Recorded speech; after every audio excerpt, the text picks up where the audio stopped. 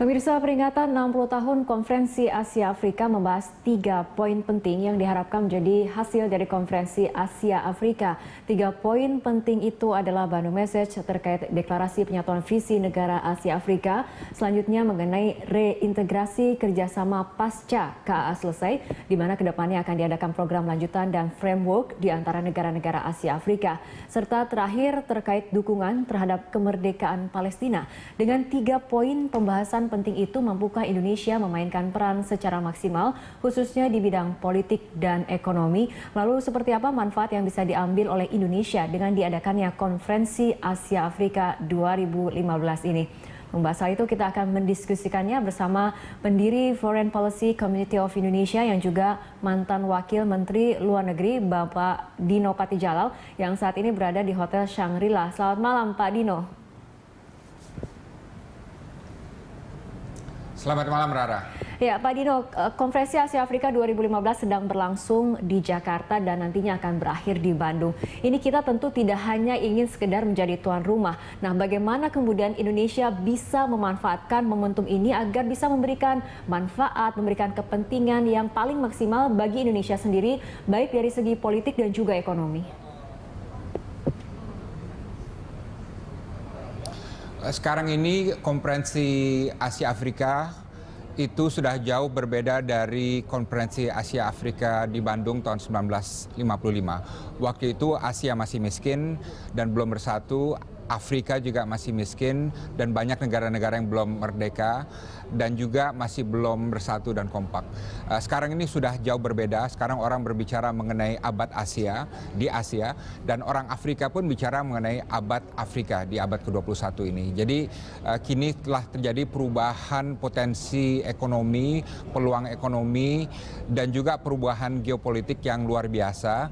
Dan inilah yang perlu dimanfaatkan oleh Indonesia, bukan hanya untuk Indonesia sendiri, bukan untuk kemakmuran Indonesia, tapi juga untuk stabilitas kawasan dan stabilitas dan perdamaian internasional.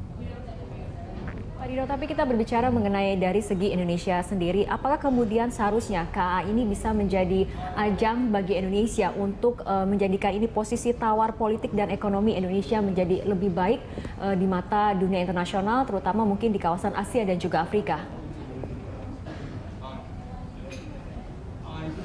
Kalau menurut saya ini kita jangan terlalu melihatnya dari segi Indonesia. Asia Afrika adalah mengenai Asia Afrika. Kita harus berupaya menjadi salah satu pelopor agar Asia dan Afrika di abad ke-21 dapat merubah tatanan dunia baru di abad ke-21. Dan potensi ini jauh lebih besar sekarang ketimbang di tahun 1955 dulu. Sekarang Asia mempunyai kekuatan ekonomi dan bahkan ekonomi terbesar di dunia ada di Asia, termasuk Cina, India, dan Jepang. Dan juga tentu salah satunya juga Indonesia. Afrika pun sekarang telah menjadi suatu benua di mana paling banyak negara-negara yang pertumbuhannya tertinggi di dunia. Kalau nggak salah sekitar 5 atau 6 dari 10 negara pertumbuhan tertinggi di dunia ada di Afrika. Jadi kekuatan ekonomi ini seharusnya membuat Asia dan Afrika lebih relevan untuk merubah tatanan dunia agar lebih adil dan makmur bagi semuanya. Menurut saya kita jangan terlalu banyak terlalu Indonesia sentrik nih ya. Kita harus sama semangatnya seperti apa yang terjadi tahun 1955, yaitu apa yang Indonesia dapat lakukan untuk membangunkan semangat Asia Afrika dan untuk merubah dunia. Nah, semangat inilah yang kita harus kita lakukan. Kalau kita harus keluar sumber daya, mungkin agak rugi sedikit juga nggak apa-apa, karena ini untuk umat manusia, untuk dunia yang lebih aman dan adil. Jangan lupa dulu itu dunia di tahun 1955 dikuasai oleh blok barat dan blok timur.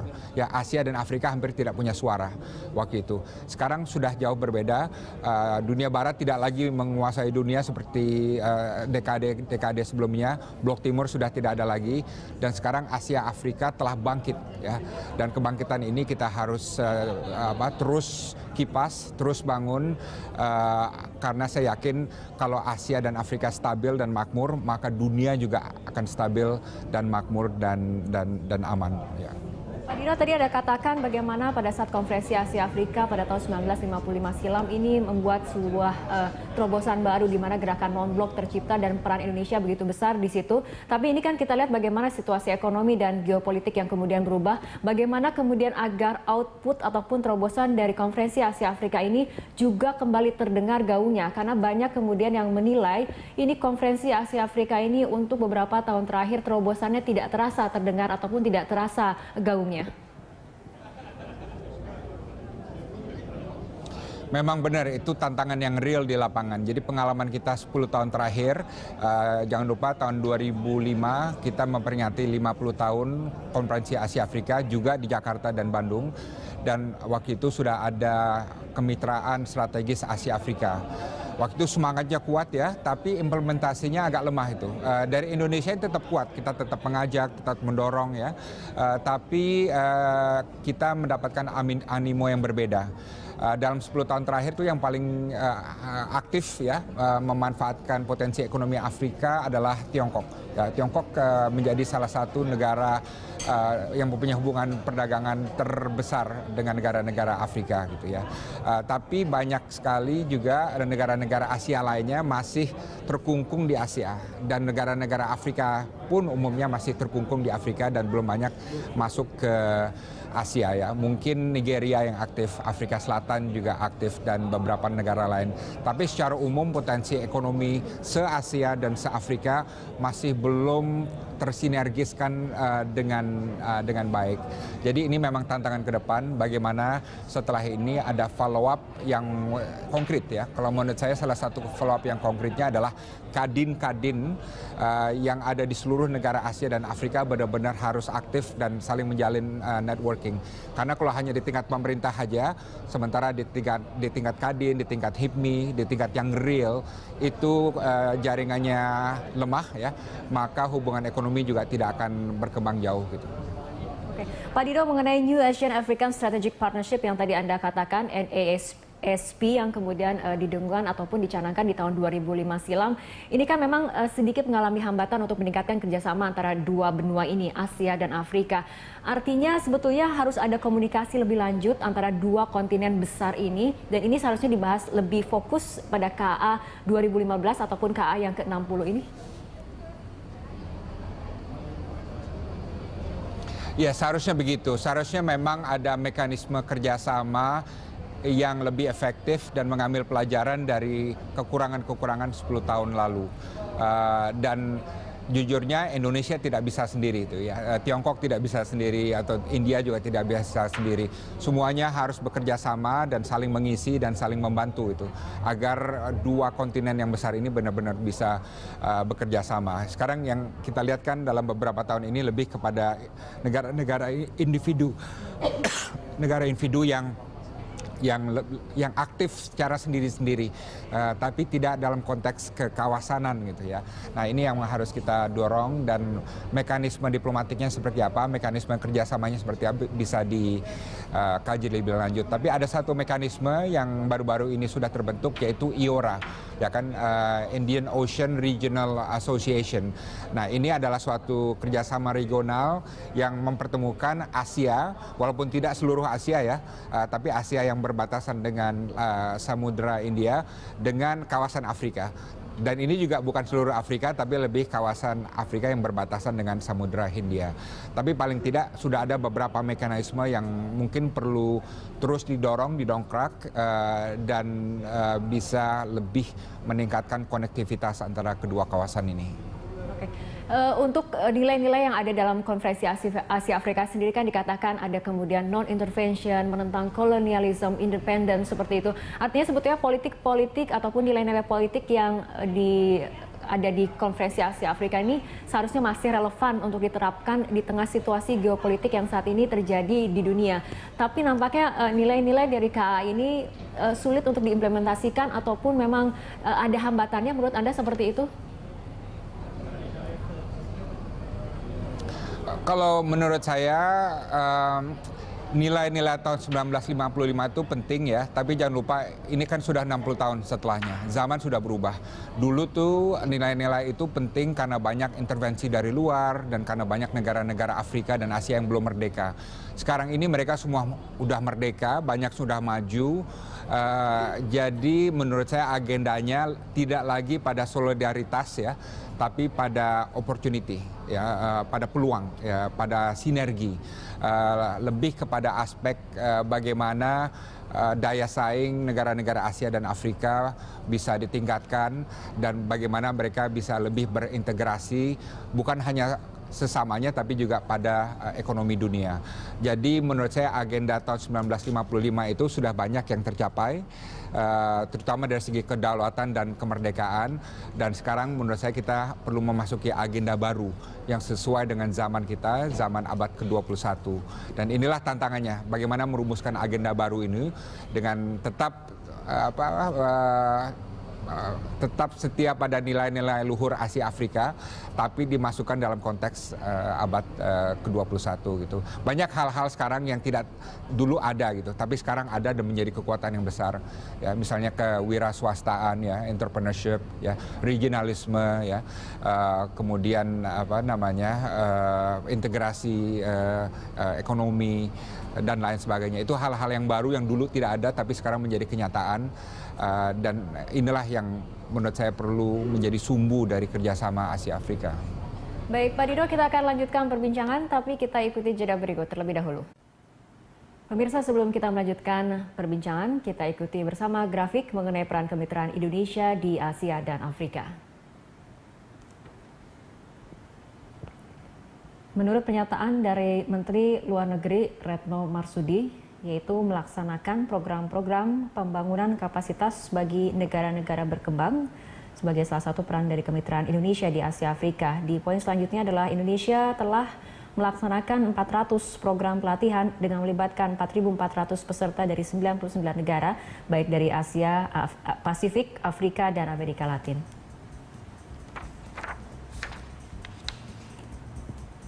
Masih dari pernyataan Menteri Luar Negeri, kerjasama negara-negara selatan menjadi alat untuk tumbuh berkembang bersama. Kami ingin mempersempit perbedaan terkait pembangunan antar negara di selatan.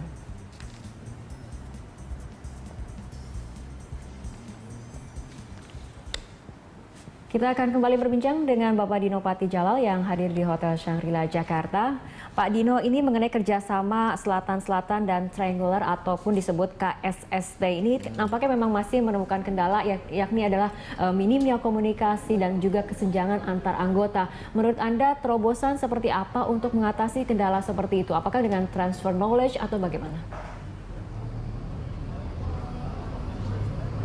Maaf, bisa diulang pertanyaannya? Ya, mengenai kerjasama Selatan-Selatan dan Triangular ataupun KSST ini kan banyak menemukan kendala. Salah satunya adalah mengenai minimnya komunikasi dan juga kesenjangan antar anggota seperti itu. Menurut Anda, terobosan seperti apa yang perlu disiapkan untuk mengatasi dua kendala itu? Apakah misalnya dengan transfer knowledge atau bagaimana?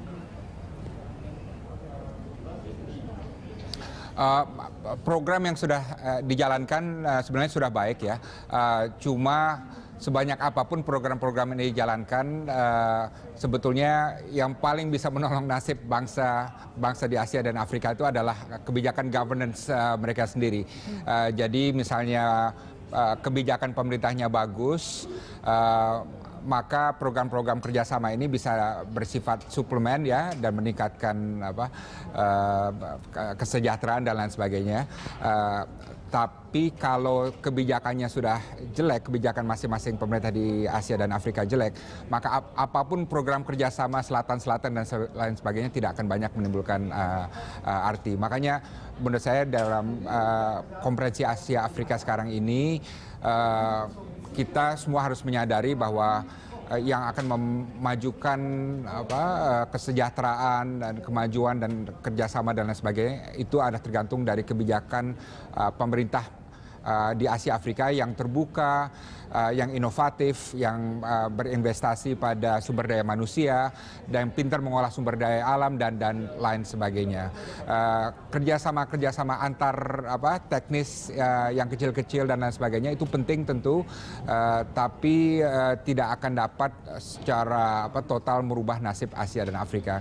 Saya kira itu filosofi yang perlu kita sadari semua, bahwa perubahan yang paling baik dan fundamental adalah perubahan dari dalam sendiri gitu. Oke, perubahan dari dalam itu yang kemudian yang paling penting dilakukan. Pak Dino, tapi jika kita kemudian kembali ke 1955 di mana Asia Afrika ini bisa bersatu seperti itu, berjalan bersamaan untuk membentuk tadi dikatakan misalnya terobosan gerakan non-blok. Menurut Anda kemudian apa yang membuat situasinya menjadi berbeda sehingga kemudian ini negara-negara di kawasan Asia Afrika ini nampaknya sedikit berjalan sendiri-sendiri seperti itu sehingga tidak ada integrasi antara dua kawasan ini? Ya, itu karena sejak tahun 1955 itu banyak negara-negara pelopor Asia Afrika itu sendiri yang runtuh karena kemelut politik dan juga ekonominya morat-marit. Ya. Jadi pentolan-pentolan Asia Afrika waktu itu apakah Aljazair, termasuk Indonesia sendiri waktu itu ya, kemudian Ethiopia dan beberapa negara lainnya, termasuk Kamboja juga, semuanya mengalami masalah politik dan ekonomi yang berat sehingga akhirnya semangat Asia Afrika jadi tercerai-berai itu. Dan bahkan KTT Asia Afrika yang kedua yang tadinya direncanakan di Aljazair tahun 1965 itu pun gagal karena setiap anggotanya itu punya masalah dalam negeri masing-masing. Dan setelah itu semuanya sibuk terus ya, dan semangat Asia Afrika seakan-akan sirna walaupun nyawanya hidup di gerakan non-blok dan di gerakan kelompok 77 di dunia internasional. Nah makanya baru tahun 2005 itu mulai dihidupkan lagi, diingatkan lagi bahwa roh dari semangat Asia Afrika inilah yang merubah dunia di tahun 1950-an, dan roh ini perlu terus kita jaga dalam bentuk kerjasama yang konkret gitu. Jadi intinya kalau Asia Afrika mau terus hidup 50 tahun ke depan ya, semangat ini kita harus belajar dari apa yang terjadi dulu itu, bahwa kita harus kuat secara politik ya dalam negerinya, dan ekonominya juga harus tahan banting itu. Karena dua hal inilah yang luput di tahun 1955 ke depan yang meruntuhkan Asia Afrika selama berpuluh-puluh tahun setelah itu. Sekarang konferensi Asia Afrika untuk tahun ini adalah yang ke-60 seperti itu Pak. Banyak kemudian pandangan yang nampaknya pesimistis bahwa konferensi Asia Afrika kali ini akan memberikan output yang kemudian signifikan, membawa perubahan setidaknya untuk global seperti itu ataupun untuk khususnya untuk kawasan Asia Afrika. Apakah Anda memiliki pandangan seperti itu juga Pak, atau Anda mungkin lebih optimistis bahwa KA yang ke-60 untuk kali ini akan jauh lebih berbeda seperti itu? Kalau menurut saya, yang jelas saya optimistik bahwa Asia akan terus maju dan makmur, melaju dan makmur, dan saya juga optimistik dan yakin Afrika pun akan semakin maju dan makmur. Dalam arti apa? Negara-negara yang dulu miskin dan terbelakang akan maju terus dan menjadi negara-negara middle income countries. Sekarang ini umumnya negara-negara middle income countries di dunia datangnya dari Asia dan Afrika. Sekarang ini baru ada segelintir apa yang dinamakan emerging economies, termasuk Indonesia. Saya yakin 10-20 tahun ke depan akan semakin banyak emerging economies dari Afrika dan juga dari Asia. Jadi itu saya sama sekali tidak ada keraguan. Yang penting apa? Bagaimana peran mekanisme Asia Afrika yang sekarang ada ini, yang sedang dirundingkan dan dirapatkan di JCC Senayan di Jakarta, itu dapat membantu proses itu.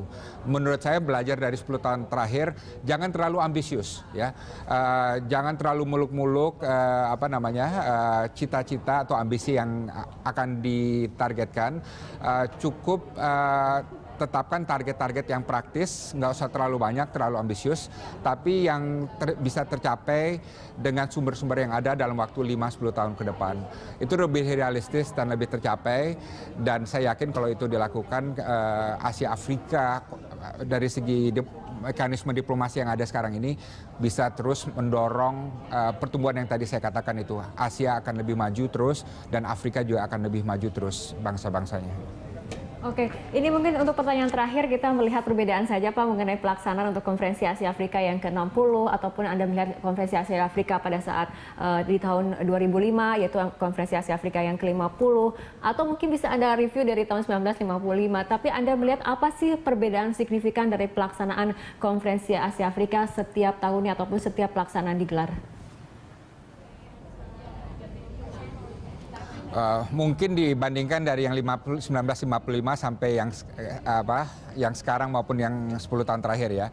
Kalau 1955 itu suasananya benar-benar kalang kabut ya. Dalam arti kita melakukan suatu hal yang luar biasa pada saat tidak ada fax, tidak ada internet, tidak ada mobile phone, tidak ada fasilitas yang memadai. Dulu tuh Pak Ruslan Abdul Ghani cerita bahwa sewaktu ada konferensi di Asia Afrika di Bandung itu atapnya bocor lah dan lain sebagainya. Jadi masalah fisik itu sangat minim ya, tapi kita semangatnya kuat. Modalnya tuh modal dengkul dan modal semangat dan idealisme gitu. Nah, dan itulah yang membuat Konferensi Asia Afrika di Bandung sukses. Sekarang ini jauh lebih berbeda nih. Fasilitas sudah bagus ya, dan ekonominya juga banyak yang sudah maju. Dunia internasional strukturnya sudah lebih mapan, dan posisi Asia dan Afrika juga lebih mapan. Dan rasa percaya diri itu sekarang jauh lebih tinggi sekarang maupun dibanding dengan tahun 1955 dulu. Ya, jadi sekarang suasana percaya diri dan suasana optimis itu tinggi sekali ya. Dan saya kira ini suatu pertanda yang baik gitu. Dan saya yakin orang-orang dari Afrika dan Asia yang datang ke Indonesia, mereka akan menemukan Indonesia yang sangat beda dari tahun 1955 dulu. Kita benar-benar suatu negara yang secara ekonomi mempunyai bobot baik di Asia Tenggara maupun di dunia berkembang, dan mudah-mudahan kita mensyukuri hal itu dan tidak menganggap remeh hal itu, karena hal ini juga cukup langka di negara-negara lainnya. Dan kalau misalnya kita lihat dari 10 tahun terakhir dari 2005 ke 2015 juga ini nampaknya jumlah delegasi ataupun peserta dari Konferensi Asia Afrika juga bertambah seperti itu ya Pak Dino, dan ini diharapkan bisa menjadi sebuah sinyal ke arah positif untuk kerjasama Asia Afrika yang lebih baik seperti itu Pak Dino. Benar, saya setuju, dan mari kita manfaatkan ini. Dan sekali lagi, Konferensi Asia Afrika ini bukan mengenai Indonesia ya. Jangan kita Indonesia sentrik ini ya. Ini adalah mengenai sesuatu yang jauh lebih besar dimensi sejarahnya, yaitu mengenai kebangkitan Asia dan Afrika, mengenai solidaritas Asia dan Afrika, dan bagaimana kebangkitan ini bisa membuat dunia lebih aman, lebih damai dan lebih makmur bagi seluruh umat manusia. Jadi itu menurut saya dimensi historisnya yang jangan pernah kita lupakan. Mungkin konferensi lain bisa, wah ini mengenai kita, ini mengenai kita. Enggak, kali ini lebih mengenai sesuatu yang lebih besar, suatu idealisme yang benar-benar merubah dunia di awal tahun 1950-an dan terus menyalakan api reformasi struktur internasional sehingga mengakibatkan dunia yang seperti sekarang kita nikmati ini. Ya, kita harapkan Konferensi Asia Afrika yang ke-60 di tahun 2015 ini kemudian akan memberikan terobosan baru, akan memberikan dampak yang signifikan terutama untuk politik dan juga ekonomi di kawasan Asia Afrika khususnya dan juga dunia internasional pada umumnya. Terima kasih Bapak Dino Patijala telah berbincang bersama kami dalam Prime Time Talk. Selamat malam.